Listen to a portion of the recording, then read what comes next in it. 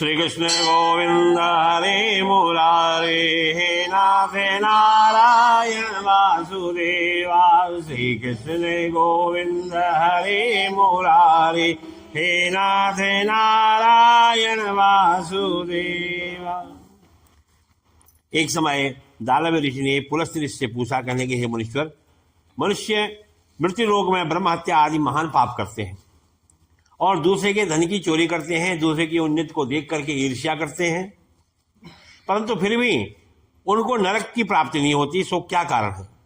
वह न जाने कौन से अल्प दान से, कौन से अल्प परिश्रम से उनके सारे पाप नष्ट हो जाते हैं। यह सब आप कृपा करके मुझसे कहिए। तो पुलस्त्य ऋषि बोले कि मुनि, आपने अत्यंत गंभीर प्रश्न पूछा है।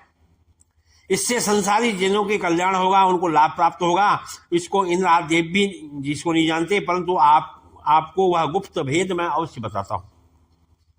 माघ मास के आने पर मनुष्य को स्नान आदि से निवृत्त होकर के, शुद्ध होकर के, इंद्रियों को वश में करते हुए, काम क्रोध मद लोभ का, मोह का, अभिमान आदि का त्याग करते हुए भगवान का स्मरण करना चाहिए। उसको हाथ पैर धोकर के पुष्य नक्षत्र में गोबर, कपास, तिल मिलाकर के उसके उपले बनाने चाहिए और उन कंडों से 108 बार जो है हवन करना चाहिए।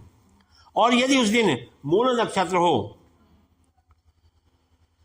तो द्वादशी हो तो नियम से रहे, स्नान आदि क्रिया से शुद्ध होकर के भगवान का पूजन करें, कीर्तन करें, एकादशी के दिन व्रत करें और रात्रि को जागरण करें तथा हवन करें। दूसरे दिन धूप दीप नैवेद्य से भगवान की पूजा करें और खिचड़ी का भोग लगावे। और उस दिन भगवान की पूजा करनी चाहिए और उसको पेठा, नारियल, सीताफल, सुपारी सहित अर्घ्य का दान करना चाहिए। हे भगवान, आप अशरणों को शरण देने वाले हैं, आप संसार सागर में डूबे हुए का उद्धार करने वाले हैं। हे पुंडरीकाक्ष, हे कमल नेत्रधारी, हे विश्व भर्ता भगवान, हे जगत गुरु, आप लक्ष्मी जी सहित मेरे इस तुच्छ भोजन को स्वीकार कीजिए। इसके बाद ब्राह्मण को तिल का दान करना चाहिए। इस प्रकार जो मनुष्य जितने तिलों का दान करता है उतने ही 1000 वर्ष तक स्वर्ग में जो है निवास करता है। तिल स्नान, तिल का उपटन, तिल का तिलोदक, तिल का भोजन, तिल का दान, यह तिला कहलाती है। इससे अनेक पाप दूर हो जाते हैं। एक दिन नारद जी बोले कि हे भगवान, आपको नमस्कार है। इस षटतिला एकादशी का क्या पुण्य है और उसकी क्या कथा है, सो आप कृपा करके कहिए। तो श्री कृष्ण भगवान बोले कि हे नारद जी, मैं तुमसे आंखों देखी एक सत्य घटना बतलाता हूं, उसको सुनो। प्राचीन काल में मृत्युलोक में एक ब्राह्मणी रहती थी। वह सदैव व्रत किया करती थी। एक समय 1 माह तक वह व्रत करती रही। उसका शरीर अत्यंत दुर्बल हो गया। अत्यंत बुद्धिवानी थी, परंतु फिर भी उसे कभी देवताओं के व्रतों से अपने मन को अस्थिर नहीं किया। इस प्रकार मैंने सोचा कि ब्राह्मणी ने व्रत तो बहुत कर दिए हैं, अपना शरीर तो शुद्ध कर दिया है, इसको वैष्णव लोक भी मिल जाएगा, परंतु इसने अन्न का दान नहीं किया है, इसीलिए इसको जो है इसको तृप्ति होनी कठिन है।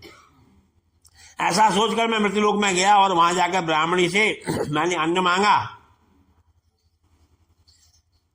तो वो बोली, महाराज आप यहां किस लिए आए हैं? मैंने कहा मुझे भिक्षा चाहिए, पर उसने मुझे एक मिट्टी का एक ढेला दे दिया, एक पिंड दे दिया। मैं उसे लेकर के स्वर्ग में लौट आया। कुछ समय बाद वह ब्राह्मणी अपना शरीर त्याग करके स्वर्ग में आ गई। मृत्यु दंड के प्रभाव से उसे उस जगह एक जो है आम का वृक्ष सहित एक घर मिला, परंतु वह घर सब वस्तुओं से शून्य था।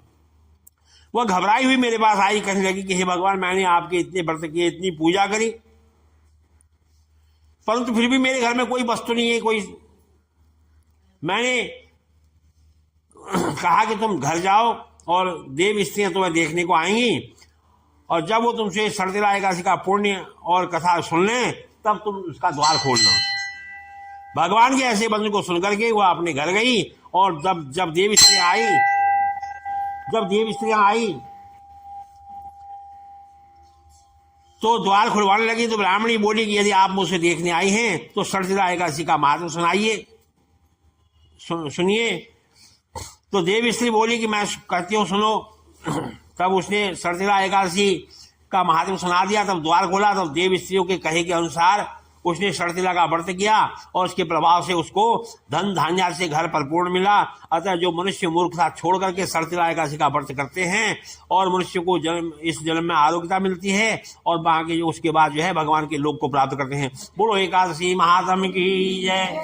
श्री कृष्ण गोविंद हरे मुरारे, हे नाथ नारायण वासुदेवा। श्री कृष्ण गोविंद हरे मुरारे, हे नाथ नारायण वासुदेवा।